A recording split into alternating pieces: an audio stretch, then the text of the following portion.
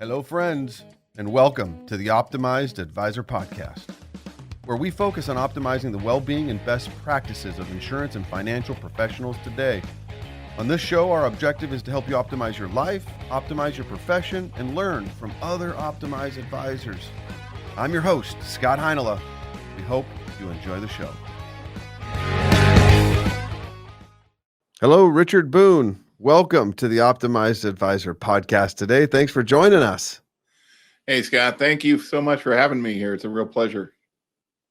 It is. It's a pleasure for me as well. I was introduced to you recently through some other advisors and a broker-dealer firm that we do business with, and you and I have been in fast conversations since.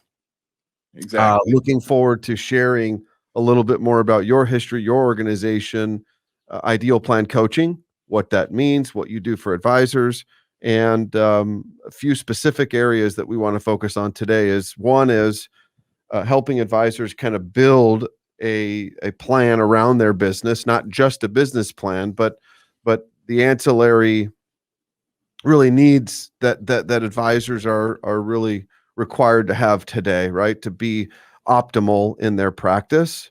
Mm-hmm. There's some things that advisors do very well, almost second nature to them, but then there's also challenges that they're faced with, right? So how do we help them make those a little bit more proficient and bring to light some of the areas of expertise and some of the challenges that they just kind of naturally face as practitioners to be more optimal and be more successful in their practice? And then you in your process, which we'll get into, you've got this really interesting page on your ideal plan process, which you'll explain, but compare your business optimization responses versus top responses. So I wanted to delve into that a little bit of what you're seeing advisors answer particular questions that are very common, and unpack that a little bit, dive into those. Sounds great. Yeah, we can start wherever you'd like. So first and foremost, why don't you just talk to us a little bit about, your career, your tenure, and specifically Ideal Plan Coaching and what it does today. Excellent. Yeah, thank you. Long story short, which I say that a lot, so I hope you can bear with me and maybe edit that out on occasion. But what I like to do is I do like to start at the beginning, because without a little bit of understanding kind of where I came from, might be kind of unusual why or how I even got into coaching. I did things backward. Most advisors or most coaches started out as an advisor and went out and did all the things that all advisors do when they're brand new. I waited almost 12 years before I became an advisor on my own. And I loved what I was doing. I actually started out as like a glorified intern while I was still in college, working in an advisory office. And what it did is it taught me a lot of not only what the industry was about, but I think there's a lot of empathy, for lack of another word, that you have to have for financial advisors. You have to understand how tough it is to really help them. And for 12 years, that's what I was doing. I was helping financial advisors be successful. So you could, on one hand, argue that's really great training for being a coach. On the other hand, you hadn't bled, or eat screen, as my friend used to say long ago when you went door knocking, cold walking and pounding on doors trying to get somebody to open the door, and they'd slam the screen in your face. I hadn't eaten screen yet, as he said. Right. And until you get out there and kind of put your name on the building, right, put your name on the wall that says, hey, I'm Rich Boone, financial advisor. Until you do that, you just don't get it. It's like a man trying to express what it's like to have a baby. Good luck with that, right? You can read it, you can study it, but you don't know it, and you never will.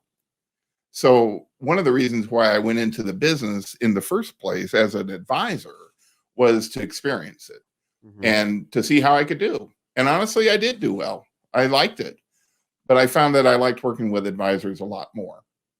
Yeah. So back to the original premise, long story short, a little late for that, but here we go. I started out as a support person working for a financial advisor, had been in the business, I don't know, maybe 10 years, something like that. When I started working with him, I was in college. I was, a junior in college, I guess. And a friend of mine I ran into at this San Jose State Spartan Student Center, or whatever it was, Student Union, whatever we called it back then.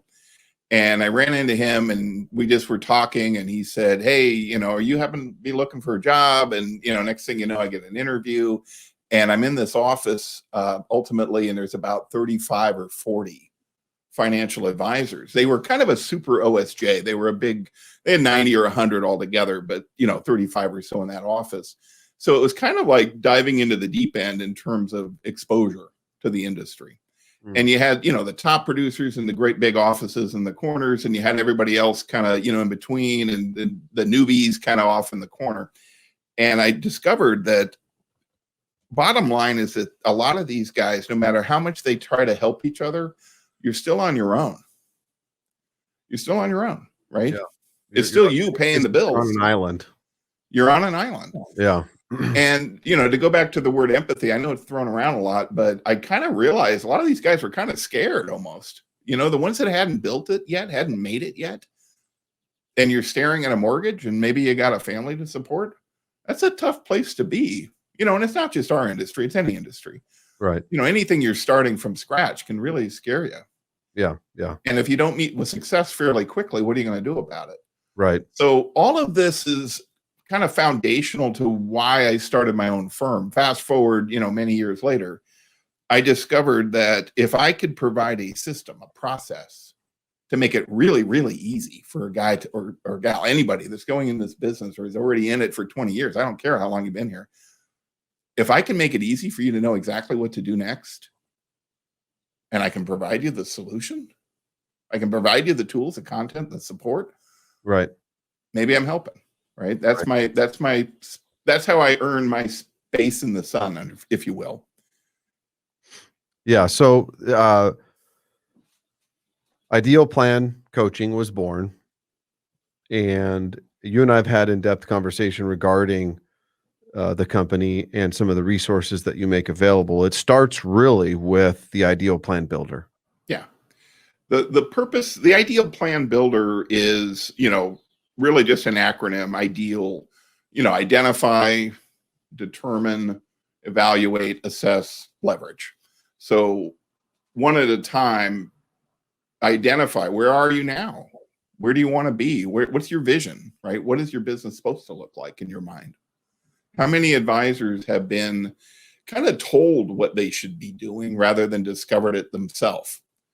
And I found out a long time ago, people just don't want to be sold something. They don't want to be pushed into something. If it isn't their idea, they're just probably not going to love it. They may do it, but they don't love it. So one of the things I like to do, and I'm working with some people, is simply just do a little bit of, almost like creating a vision. What do you want your business to really look like? Now, that's kind of hard to do online unless you just put in a heck of a lot of choices, right? And so if somebody goes to my Ideal Plan Builder, it's just an online tool, but it'll help them to start clicking buttons, production, kinds of clients, target market, all the things that are kind of foundational to your business. Yeah. Then we want to determine your business model, because your business model ultimately supports or it fights your vision. You can be a general advisor, you can be a financial planner, wealth manager, family office. I look at them as each having some pros and cons, advantages, disadvantages, but you have to know what you want to build in order to understand the business model. Right. So once you make that choice, then we can start evaluating what we call your skills or your proficiencies in the 7, what I call critical business elements. Yeah. If we could pause there for a moment, and just talk about the identify. Mm-hmm. It's so true that I think in many cases, and this is in the case of any business, a lot of the times out of the gate, we're in full survival mode. I mean, that is our first stage as an entrepreneur, as a business. The life cycle begins with survival. We need to get to the point where we're now sustainable. And in some cases, I end up in that journey to survive. I get to a point now of significance where I need to pause, take a look at my business. Who are the clients we're serving? What are the products we're representing? Where do we exist in the marketplace? And is it in alignment with what I really want to achieve, what my real vision is? And sometimes we just get so fogged up and muddied without taking a step back, looking at it from, a 1,000-foot overview, And sometimes we see, whoa, we've gotten way off course in a short amount of time, or off course enough to where if I keep going down this path, I'm going to end up being in a completely different realm, revenue generating process. I'm going to be a completely different practice than what I originally set out to accomplish. So we got to kind of recalibrate that. We got to figure out where we are, where we ultimately want to go. And that could require significant adjustments, right? It can be painful too, to be fair. Thank But you for saying it. the analogy I have, for what you just described, the whole idea that, you kind of end up on this different path, is somebody said this to me a long time ago. I can't remember who it was, but they said it's like if you were in charge, let's say you're a general manager of a football team, NFL, and you're in charge of draft, right? And you decide day one, we want nothing but really big, really strong, really fast football players. That's Speed. what we're going to build. I'm going to build on speed. Right. We're going to, you make a decision, right? Whatever it is. And then on draft day, you start making exceptions. Well, this guy, he's not as fast as we wanted, and right? Next thing you know, you got a guy that's as fast that you wanted. And you do it again, and you do it again, and you do it again. And you keep doing that for several years. Well, chances are your football team is going to look nothing like what you intended. You're going to have them slow. They're not strong. They're not fast. Whatever it happened to be, it's almost the exact opposite. Yeah. It doesn't mean you're losing. It just means you don't have the team that you originally thought you were going to have. And that's what happens with the financial advisors.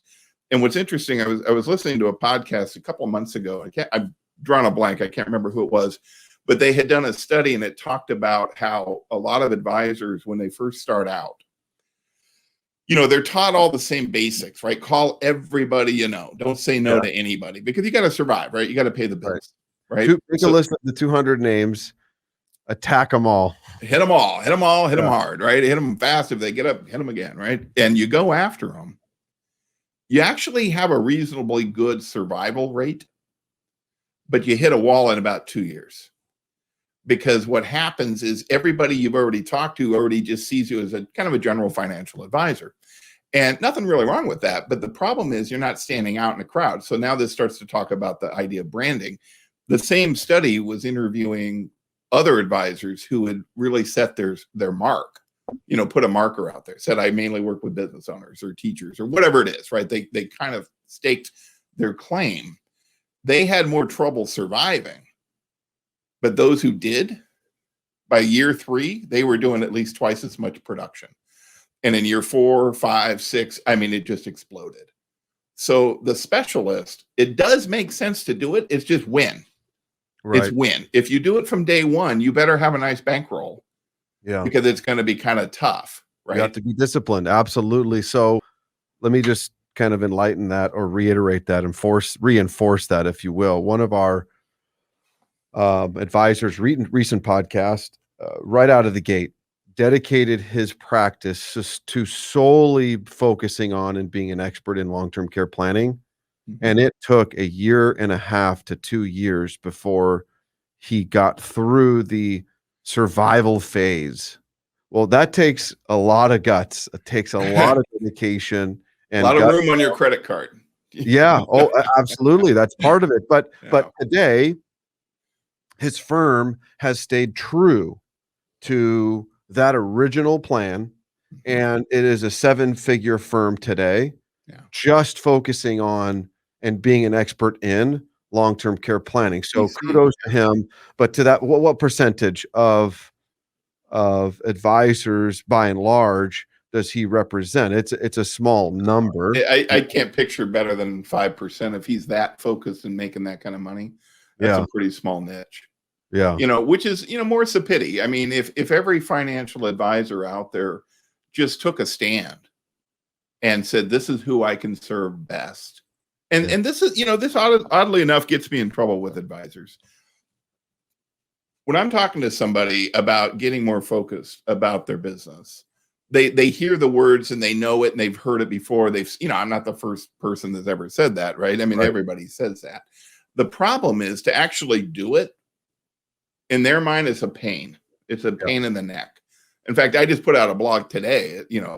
I send out, a bunch of stuff every week, and it's all about segmenting your book so that you can figure out who your ideal clients are and really focus on them and build your whole business around it, et cetera, et cetera.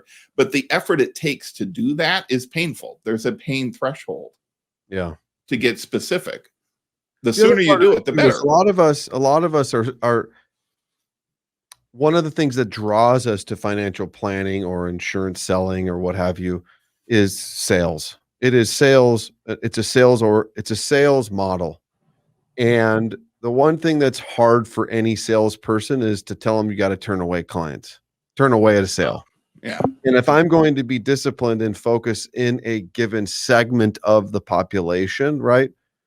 That means I'm going to be turning away people, Yes and no. Okay. Put I it love this that. way. Yeah. Well, let's look at it from, if you were, let's say, a doctor, a surgeon specifically, and you were really good. I mean, top of your game. Maybe you're a knee surgeon. You might have billboards on the highway, right? People, I mean, I see them all the time. I go driving around and I see or LASIK surgery, eye surgery. Yeah. Right. You see those stuff and it's everywhere. And I'm thinking to myself, okay, it's a knee. It's not a brain. I mean, no disrespect to a knee surgeon, but if I was a surgeon, if I was that smart, I'd want to be a brain surgeon, right? Because it's more complex and the stakes are higher, right? Yeah. But do you think the knee surgeon can do a brain surgery? Probably not. But the brain surgeon can do the knee surgery. I bet you. So think about it. If you're an advisor who really is focused, say, on business owners, people that have, all kinds of moving parts. I mean, you name it. They need insurance, they need investments, they need this, they need that, whatever. They need all kinds of consulting. They probably have a CPA. If you're that good, do you have to turn somebody away that doesn't need all your services? No, you don't have to. Yeah. But you can make a bigger impact on that person, that business owner who has all those moving parts. So do you have to turn somebody away? No. If they can pay the fees that you are needing to charge, right, to create a really great business, whatever that figure is, maybe it's $10,000 a year, maybe it's $20,000. Who cares, right? That's up to you. But if somebody comes to you and they got a simple situation and they really want to work with you and they can pay the fees that you can pay, you don't have to say no to them just because you happen to work with top business owners. Yeah. But you also know that every single person that's on your, in your business, there's a certain service liability, right? You always have to work with that person. You got to take their phone call, whatever it is, right? So you just have to ask yourself, is this going to throw me off from a business standpoint by taking this person in? Now, if they don't need a lot of help, you could argue, well, probably they won't. They probably won't throw you off. But what if they do have a lot of needs and you're just not really suited to help them? The knee surgeon does not do brain surgeries. Right. That's when you do say no. But you say come one, come all to everybody that needs the knee surgery. Right. So that's why I say yes and no. It doesn't hurt you to put a wall up there. And imagine this too. Let's flip this over a little bit from a client standpoint. The client comes to you and you're really not suited to serve them very well for whatever reason, and you take their business. Is that fair? Well, I would say no, you're not, because you're not fulfilling their needs. You're not fulfilling the way they probably deserve. Correct. And it's not that you can't do it, it's that you don't really want to do it, and that undercurrent makes the unfairness, because when somebody doesn't want to do something, they just don't do it very well. Right. Right. You have to incentivize yourself. Yeah. To perform the way you want to perform. Right. So, which is a good segue into the D, which is determine. You, in your ideal plan process, you have the steps where I determine whether I'm a general advisor, a financial planner, a wealth manager, or a family office. And so clearly you have steps or questions that help an advisor determine where they are and where they want to go.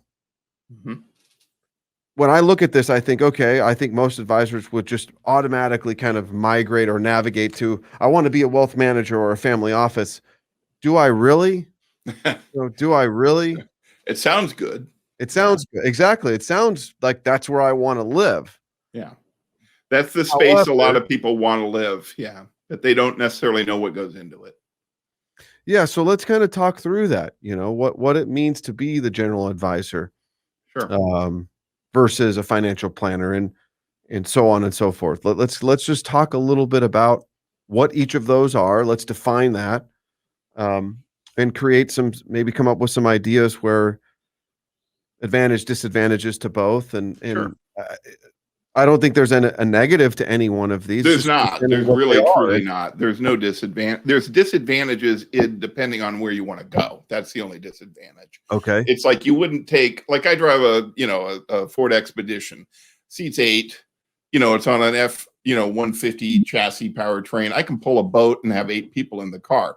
Would I take that to go race a Ferrari? No, there's Right. an inherent disadvantage, right? Right. But let's see that Ferrari try to pull my boat. Right? Ain't Right. gonna happen, right? So there's advantages and disadvantages, right? You drive what it is that you want to drive, right? You are the person you want to be, unless you want to get better, right? Can you challenge yourself? So here's the thing, and no disrespect to a generalist advisor. The biggest advantage, a classic definition of a generalist advisor, is that most of what you do is very kind of product solution driven, meaning somebody wants to build an estate, somebody wants to build their net worth. What's the first thing they're going to do? They're not necessarily going to look to an expert who's sitting there, whatever. It's kind of like the brain surgeon, right? You don't need to go to the brain surgeon just because you need a band-aid on your arm, right? So if I can stretch that analogy just a little bit, that's kind of the way I look at it. The generalist advisor typically has a lot of product-driven solutions. Again, nothing wrong with that. Right. The vast majority of the industry is still investments, Right. and insurance, as you would clearly know, right? That's exactly what you do. So Correct. if somebody does that for a living, there's nothing wrong with that. You're serving the client, you're taking care of them, you're helping them build an estate or maybe protect themselves, right? By taking on the risk management or even a portfolio that's, less risk, Right. bonds, etc. Right? There's not a lot of planning involved. Typically, you don't have to do a lot of planning. Right. And I know a lot of advisors that are huge producers. I mean, $2 million producers, and they are 100% basically a stockbroker. Right. And more power to them. More They power. serve their clients well. Absolutely. Nothing wrong with that. Okay. The issue is the barrier to entry is focused on the product knowledge alone. That's really about it. You don't have to be a planner. So there's not a lot of barrier to entry. The problem is it's going to be harder for you to differentiate yourself. This goes back to the concept that a lot of advisors, especially in those first few years, you have a greater survivability rate because you're a generalist. You're not turning anybody away. You're taking everybody. You can do anything for everybody, right? Jack of all trades. Those who start to specialize, though, typically specialize because they know something. They know something specific about the market, and that usually translates to a financial planning vision, right? Some sort of overall plan-based solution. That's why, 1974, they launched the CFP program. By the early 1980s, that was still really just in its infancy. Wow. But today, they're advertising on TV. You see the ad, CFP. Why? Because it means you know a lot more. You're more capable. You can solve problems in an overall big vision. So, yes, am I a big fan of planning? Yeah, absolutely. But it also allows you to start to specialize. It starts to show that you have some ability to target yourself, and that's where you're going to grow. So the general advisor's got an advantage in that you can start, as soon as you learn how to do some money management, Right. you get access to products. So that's a very inherent advantage. The disadvantage is harder to differentiate. It's harder to upmarket. The vast majority of people that I've worked with that are starting out like that immediately try to get their RIA license so they can start doing asset management, and they start doing planning. Right. Those are the two things that they start to flip, immediately, is to try to get up scale, basically start getting up market. Yeah, that makes sense. And then what about the wealth manager and into the family office? What's the difference between a wealth manager, financial planner, and When you step into the role of the CFP or the planner, you don't necessarily have to get the CFP designation, but you certainly should start doing planning. If you're doing RIA work, asset management ties very nicely anyway. If you're going to get paid forever, it's really easy to explain that to a client if you're their advisor forever, right? You're building a plan that's forever. You're adjusting it, you're meeting with them on a quarterly basis. So it kind of just goes very nicely with, the whole CFP program and the whole attitude of doing planning for a fee. In fact, it's easier to put the planning fees embedded right into the AUM. That's traditional, right? For 30 years, people have been doing that. Right. So that to me is the next step up. Now, the only disadvantage is, of course, there's ongoing education requirements, CEs, et cetera. You still have to step up, right? It's more training, it's more experience that you need to do. So is that a big disadvantage? Not really. I mean, this is your career. Yeah. I mean, if you're only going to do this for a year or two, don't bother. But I mean, if you're going to do this for 20 years, yeah, why not? Right. Right. Exactly. Why not put the time into it? So the next step up is the wealth manager. So this is where you really get a big differentiation. And I like to share this analogy.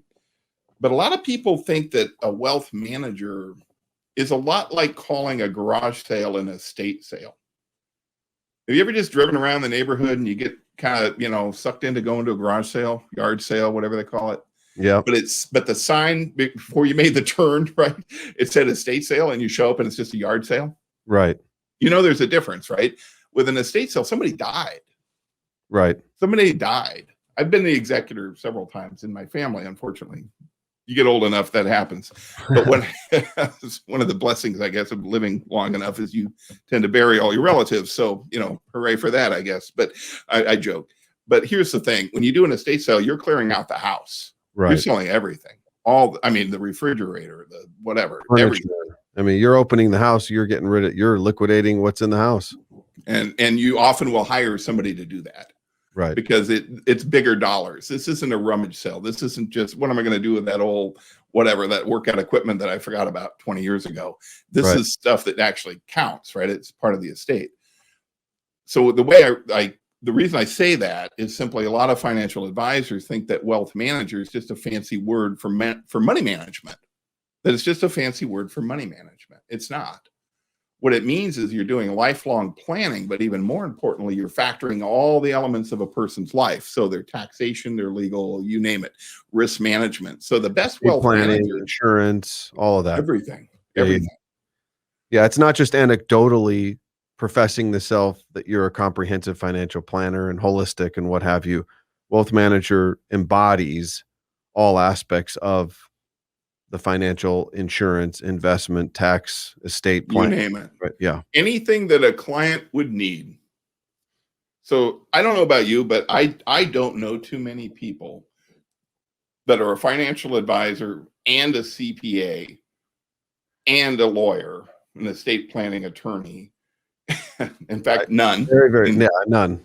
33 years I've been in the industry, 30, oh my God, it'll be almost 35 years in this industry. I've never met anybody that had all three of those designations. Right.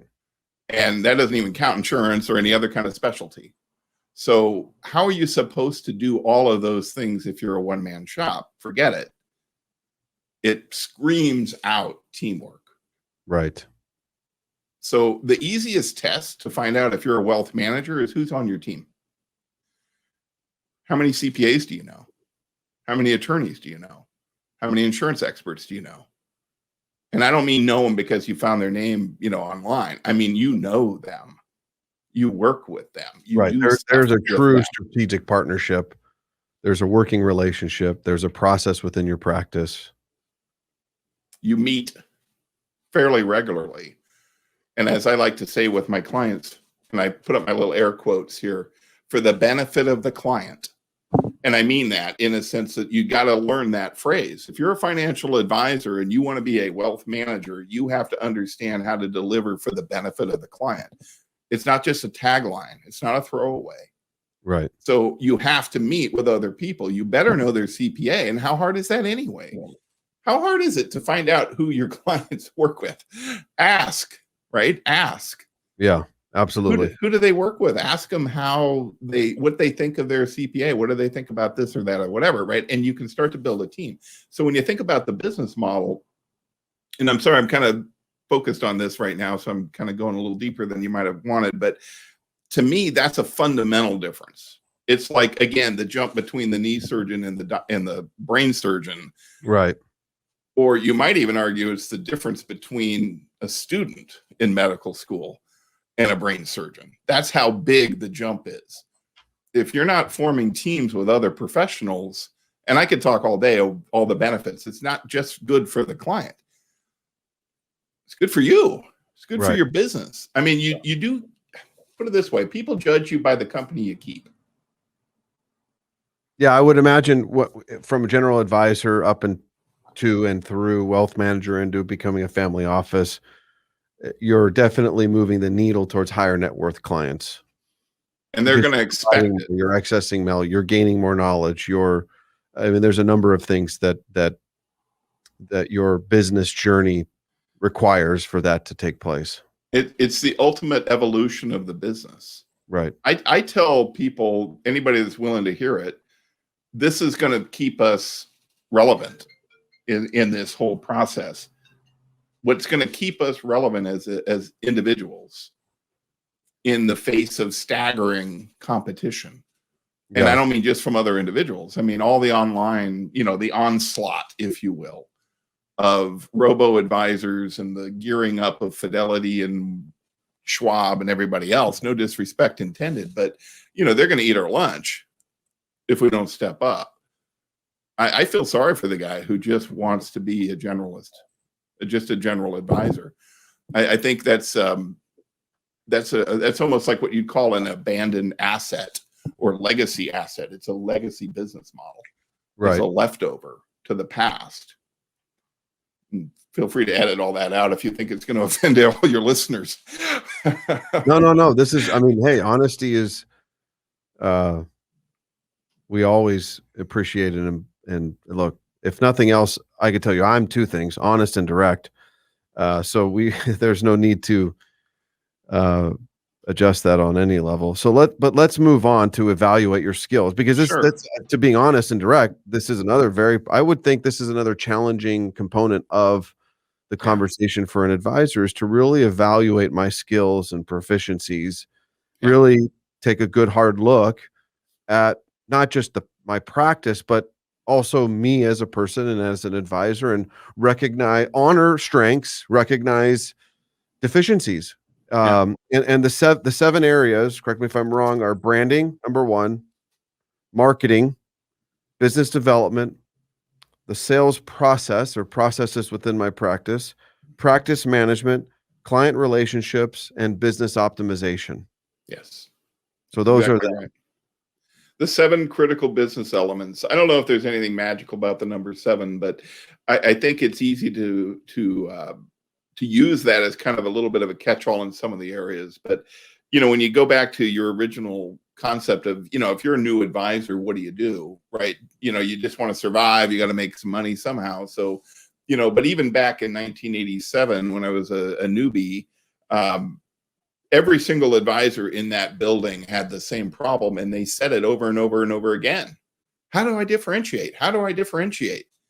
They were all generalists. There was a handful of CFPs. The asset management business didn't even exist back then to speak of. And that was the big change, right? That was kind of the new shiny new object, right? That started to change. But people thought that the only way to differentiate was to talk about their performance. Well, we kind of learned the hard way that doesn't really do much. So if you're going to step up and evaluate yourself, let's say you want to become a family office. Well, you kind of got to be a wealth manager first before you'll even get to that point.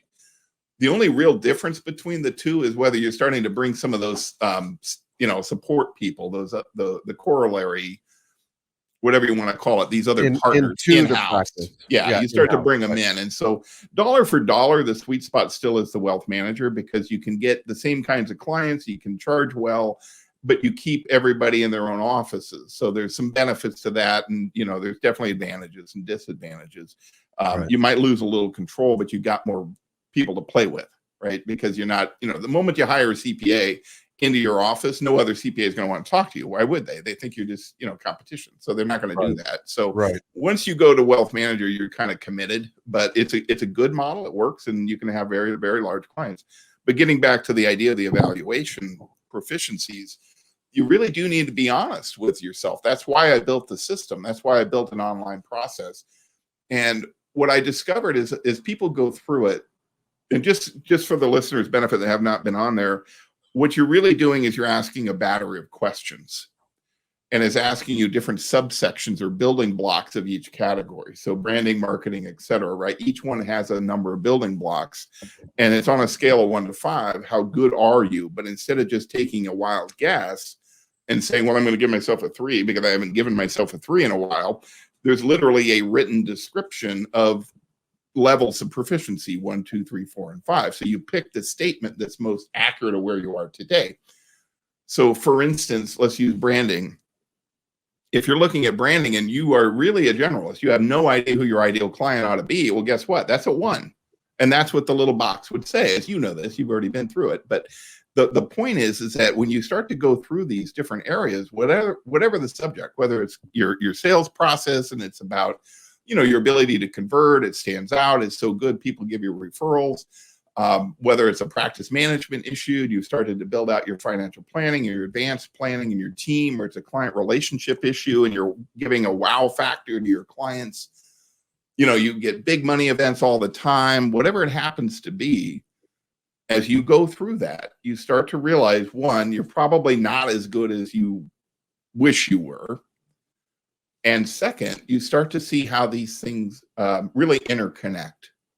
You start to realize that if I have a kind of a deficiency in certain areas, it's going to be very difficult for me to become highly proficient someplace else. Mm. That's the biggest takeaway I get from people all the time, because I ask them, what's the biggest takeaway, right?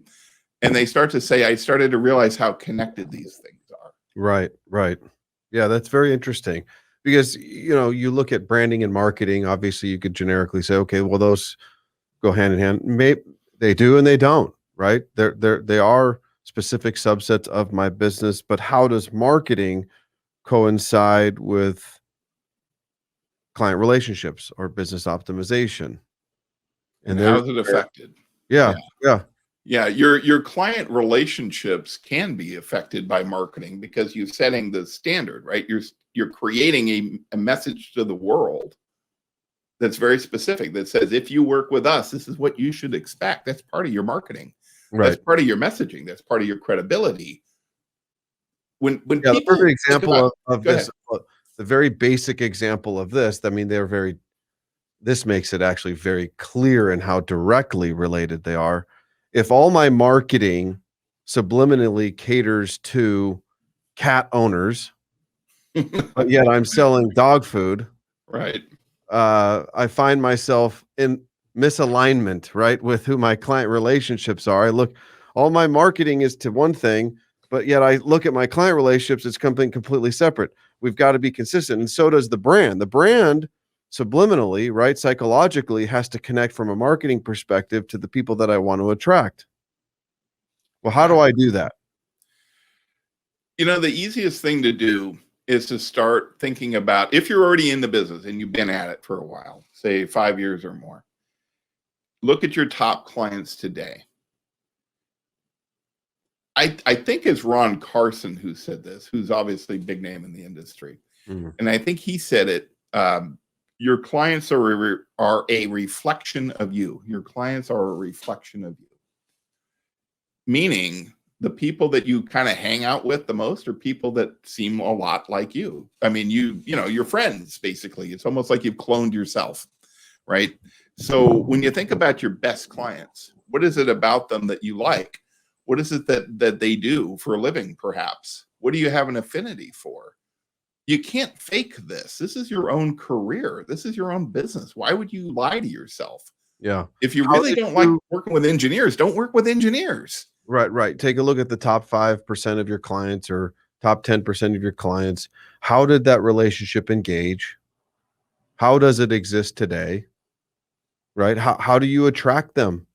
How do you scale that? How did they learn about you in the first place? Were they a cold call, or did you Right. find them some other way? So when you start to dissect who your best clients are, and there's a lot of people out there, and I know you know this phrase 80-20 rule, right? 80% of your revenue comes from 20% of your book, Yeah. right? There's a lot of advisors that's still their life. Right. So, okay, well, if that's the case, then you ought to know who to talk to. Right. So what I have is a process that will allow you to basically figure out how to interview these people, how to Yeah. identify. And it's very kind of left brain. It's not a hard thing to follow. I mean, it's just step by step. But all you got to do is interview these people. Now, I didn't invent this idea. I mean, this is old as the hills. There's plenty of coaching firms that'll tell you interview your top clients, right? Why? Because you want to figure out why they're your top client. Yeah. What they eat, what they sleep, how they sleep, where they go, what they do, who their friends are, right? Dive into that. Better understand. Dive in. Yeah. Dive in. Learn about their job, learn about their industry, learn what they read. Again, nothing new here. This is nothing new. Everybody's heard this, but you know what? There's a lot of people that are still not doing it. And that's where I come in on the coaching side. My job is to help you to do stuff that you probably already know you should be doing. You just haven't been doing it, right? So if we can just get people to think about who their best clients are, it's a heck of a lot easier to realize that their branding is going to suffer until they figure out who their best clients are. Yeah, I think it's twofold. It's really helping entrepreneurs and advisors be intentional about their practice, which is what this does directly. And then two, it's accountability. As you said, many of us are, we are entrepreneur. We're at one-man bands. We're out on an island. Who is really keeping us accountable? Having that relationship that could exist unbiasedly so provides tremendous value to what it is that I'm really trying to achieve and the success I'm trying to obtain. And part of that is really identifying the journey I'm on and is it on course? Is it on Easier course? said than done, I know. I'd like to take a look at two things too. What is business development and what is practice management? What are and how are they different? Yeah. I look at it, there's kind of a hierarchy. The branding is who you are. It's your identifier. So it's almost like somebody said this the other day. I don't know where I saw it. It's like a handle on a suitcase, right? The business is the suitcase, but the handle is you and your name, right? So somehow or another, people just got to get a handle on you, quote unquote, right? They got to understand how to think about you. They need to think about how to talk about you, et cetera, right? So even your website should basically say, these are the kinds of people we help. And it should be front and center. Because people that come to your website, what are they looking for, right? They want validation. They want to know you exist. They want to know, are you credible and should I work with you? That's it. It's only a handful of things a website's supposed to do, and those are basically it, right? So your brand has to be on everything, right? It's just like Coca-Cola's logo. The moment you see it, you know who they are. You already have ideas about who they are. You got an image, right? Right. When you get into marketing, you're mobilizing, you're reinforcing, you're creating credibility. Or as they say in Marketing 130 at San Jose State in 1988, creating an environment that's conducive to sales, right? I was a marketing minor, so that's how I knew that. So you're creating an environment that is conducive to sales. So you're taking your brand and you're starting to mobilize it. I like to call it mobilizing your message. And all that means is somehow or another, what you do for a living, who you serve, what you do for them, the positioning statement, all that marketing, jibber jabber that we all know all these terms for. You're taking your positioning statement and you're mobilizing it. Business development is finding somebody to hear it. Somebody has to hear that message. It doesn't do you a lot of good to get out a bullhorn and go climb up on the top of the tallest ladder and start screaming out to the world who you serve best if there's literally no one within hearing range. Right. You can get a taller ladder and they still can't hear you. Right. That's a great example or a great analogy. You have to find somebody who wants to hear it. So business development is kind of, I hate to say it, that's the hard part, right? This is where most advisors fail miserably. It's not sales. Business development is finding business, somebody to listen to you. Sales is conversion. That's when you turn them into a client. Right. So don't confuse those guys, right? And marketing is not business development. That's your messaging. That's your brand. Get it out there. Make a credibility, right? So social media and podcasts are a form of marketing, but somebody's got to hear it. Right. So who are you going to go after? So in my coursework first thing we do is if you're going to interview some of your top clients, guess what? Ask them what they read. What associations do they belong to? Do they have any kind of clubs, or are they in anything, right? If you know them well, you probably know the stuff that's on their walls, right? What's on their walls? Do they have any emblems? Do they have anything at all that makes you think they're connected to the rest of the world? If they are, who should I be talking to in that group to maybe get an audience? Can I tailor my message to that audience? Can I get it out there? This is the foundation of doing webinars and seminars, any kind of hosting of events. Right. Right. And who can I find within business development that'll become an advocate for me? Referrals. Most advice, I don't know about your data source, or, but I just kind of read what's out there in the funny pages, right? I never really know when I see a study if it's accurate or not, because there's a lot of bias in studies. But most advisors, in my humble opinion, are still waiting for the phone to ring. They're waiting for a referral to come. Right. What are you doing about it? Yeah. As opposed to having a plan that actually creates raving fans. I mean, that's the ultimate identifier of referrals and introductions is no. I've gotten to the point where I've got clients who feel not only confident, but they become almost energized They to, become almost a crusader, as we used to call it. and back that's a in the day. challenging thing in the financial planning space. I mean, there's certain other areas and aspects of product, consumer goods, what have you. It's very easy to become a raving fan. Yeah. And there's plenty of stuff. I mean, if I were to ask you who's your favorite company, you probably have somebody. I mean, who is it? Do you have a favorite company that you love working with? Insurance wise, I mean, Or anything, anybody. I don't care if it's a tire shop. Do you have a favorite company? Oh gosh, there's a number of companies I love. I mean, I love Nordstrom. I would strongly encourage, as an organization, I could go on as a raving fan about them. And you probably have, right? How many people have you told about Nordstrom, or an experience you had at Nordstrom? It's easier to do, and that's the thing. In the financial planning world, it's, for whatever reason, there's a stigma a little bit around consumers being able to express their positivity towards their advisor or management firm, but that's a great challenge. How do I get to that point? How do I build upon the best clients that I do have and promote an environment that allows them to say, Richard Boone is fantastic, and here's why he's fantastic. This is why you should go meet with them. You owe it to yourself to have a conversation, that kind of thing, right? I mean, I've got a lot of my people that are getting more referrals now just in the last 3-4 months than they had in the last 2 years. Why? Because they're doing the work that you have to do to turn people into raving fans. And you have to ask. Right. You have to ask for introductions. And I know there's people out there that kind of cringe, and I've blogged on this subject. 100%. Absolutely. If you're not asking, somebody else is, right? And there's plenty of studies that I've seen that show the vast majority of clients are actually willing to make an introduction, and they just are never asked. Like 80%. It's a ridiculously high number. Right. And what's funny about it is, that's kind of one of just the standard building blocks of business development. So I take people through the branding, and then the marketing, and then the business development. Sales process is really all about conversion.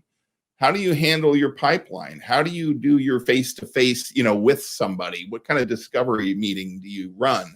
What does it look like? And what does your process overall look like to try to turn these people into clients? Right. Then you get into practice management, and now it's all about, okay, financial planning, advanced planning, professional team building, technology, workflows. Do you even have standard operating procedures? I got a guy who wants to hire an assistant, and I think he's going to do a virtual assistant. There's a company out there that I know of that I've heard some good things, some of my clients have used that actually work well with financial advisors, and they're just, it's all virtual.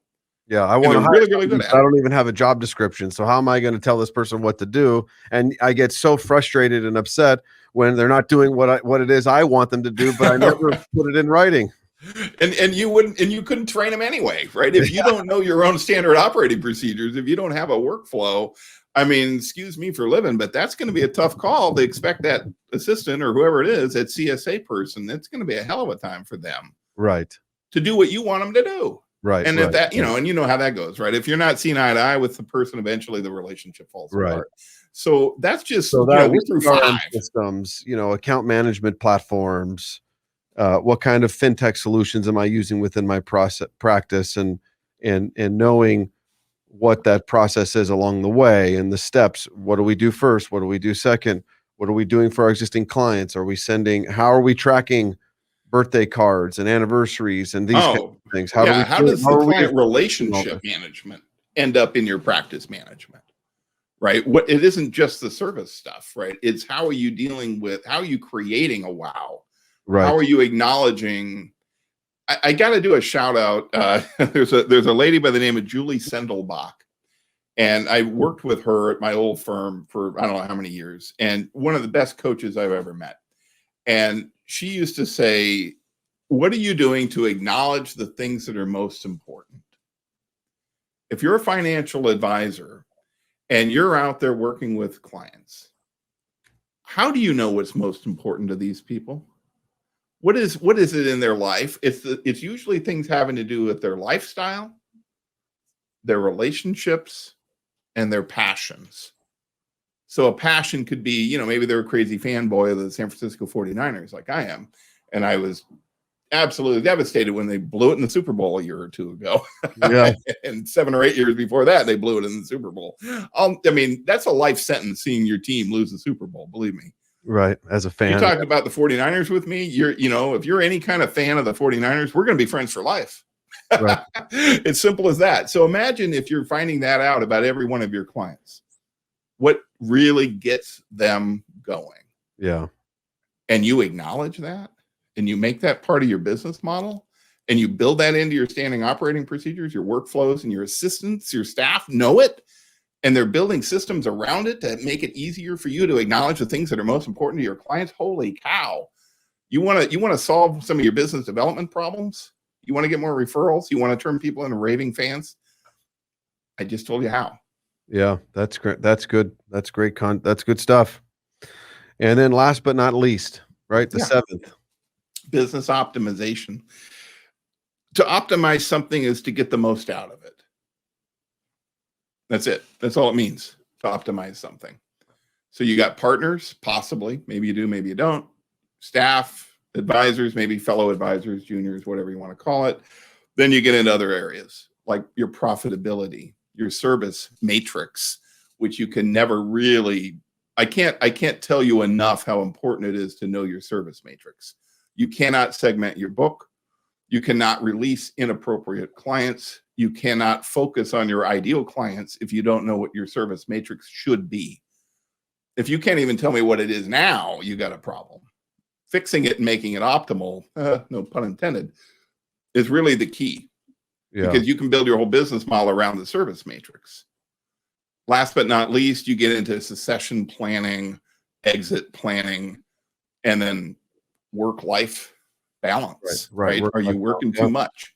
So when I take people through this, there's a lot. I mean, we could talk all day about each one of those building blocks, but Yeah, and that's a hard one too, because a lot of the times it becomes control and just really the unwillingness to be honest with where I'm spending my time and how I'm spending my time, and willing to acknowledge that there is an alternative solution that'll allow me more freedom in life, more time to be focused on client development, client relationships, giving up a certain percentage of revenue to hire somebody to bring them into the practice. And if you don't have a business, you have a practice. Right. Yeah. And that's a a difference. big difference. It's a very, very big difference. You know, and so that I would say that's a very challenging, honest.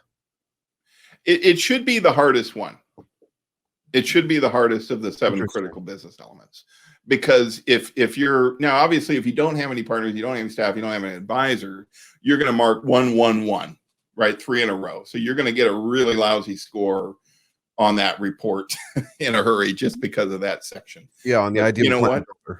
But you know what? If you don't have anybody else in your business, you really are on your own. I mean, and this goes back to 1980 something. When I first got into business, I realized there's 35 guys in this office, and every one of them's alone, except for the 3 partners who actually did work together and stuff. But everybody else was basically a loner inside of an office. So it was 35 silos. that's not a business. Right. That's a Regis, office center where you're renting executive office space Yeah. and you're bumping into each other in the hallway and at Right. the coffee pot. Yeah. That's exactly right. it. And guess what? A lot of advisors out there, they're still living that lifestyle. So let me give you one quickie solution on business optimization. I have to share this. When people think about how they spend their time, the easiest solution, I know this sounds like, what decade were you born in, Rich? 1860? Right? But I swear to God, this works. Just grab a pen and paper, ideally graph paper or line paper, and start time logging. Time logging. Just write it down. How are you spending your day? Seriously, just write it down. And don't be judgmental. And don't cheat. You're not lying. You're not trying to make yourself look good. You're not doing it. It's not for somebody else. It's for you. So just be honest. Did you just really spend an hour and a half playing on the internet? Right. Pretending to work? Did you just spend 20 minutes, on the phone dealing with some nonsense thing that you could have done after work? Did you this? Did you that? Right? That's all you're doing. You're just trying to give yourself a medium to be honest. Did you really spend only 1 hour all week on business development? You have to put some categories in there. Where did you spend your time? Did you work on your business at all, or were you just all reaction the whole time? I've got a guy, fairly new client, big hitter, big producer, basically family office. He spends 90% of his time just reacting, and he knows it. That's why he hired me. Yeah. And I'm sitting here thinking, okay, if you can be that successful and still spend all your time reacting, you must be pretty darn good when you're busy, right? Yeah. Imagine if we just moved 10%, instead of only 10% of your time being proactive, if it was 20, if we just doubled that, what would your business look like? Right. No, so start with that. That's a very, very good point. And I would encourage, start with a day, but ultimately you do it over the course of a 5-day work week. I would do it over about 2 weeks, actually, Okay, to get a good pattern to really see it. Yeah. Yeah. And, even if I don't do anything with it after the 2 weeks, I would have discovered a lot internally, and I don't need to share that with anybody, right? It's like, I can look at that myself over those 10 working days and say, oh my gosh, I'm swiping. Did I really do that? Yeah. Did I really take 2 hours for lunch? Whatever it was. Right. It's unbelievable what the truth will set you free, right? Yeah. All it is truth. That's great. And I've had guys that, I started doing this with because they were, stressed out or whatever. And it's like, I don't have enough time. I don't have enough time. The oldest excuse in the book. I don't have enough time. Right. This will solve that in a hurry because you'll find out how many hours. Awareness, recognition, and discipline. Oh, it's amazing. So easier said than done. This was great. This was very, very helpful, informative. Thank you, Rich, for coming on. Yeah, my pleasure. How do people reach out to you? How do they get a hold of you? Yeah, Rich at idealplancoaching.com. I strongly urge you to go on the website. There's free stuff. I've got the Ideal Plan Builder on there, the link for that. It's free. Take you about an hour, maybe an hour and a half, depending on, how serious you take it. And no disrespect to people that got through it fast. But if you really spend the time and think about it, it'll probably take you, at least an hour. Right. And then there's also a free trial of my coaching platform, the digital coaching platform.